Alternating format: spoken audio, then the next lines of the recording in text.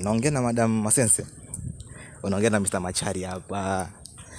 Staff room hiyo huko mwisho huko nyuma. Waga nakutamani sana madam, si unaelewa? Si unajua mambo yetu ya walimu lazima tushughulikiane, unaelewa? Ndio. Unajua unapotembea pia kuna design unatembea unanipagawisha sana. Si unaelewa madam nawe? Hebu ngoja madam, nitakupigia. Kuna mwanafunzi hapa analeta, ngoja nimuonyeshe.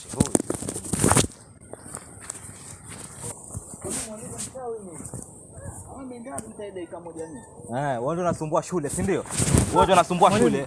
Mwalimu, nilikuwa lala mandazi, kwani mimi ndio sijakula? Lala chini.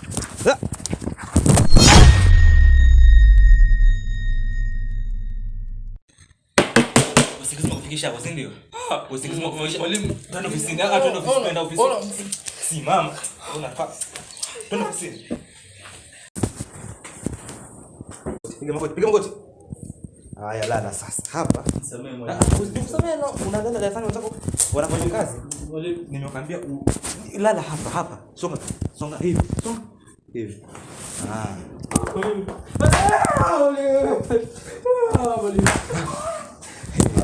Hii fimbo inaonekana unafanya shikaji kwa kama 3 hivi ndio zinje vizuri. Mwanafunzi unasumbua. Ngoja mimi nikabista Mr. Mafimbo. Nilisema Mr. Mafimbo.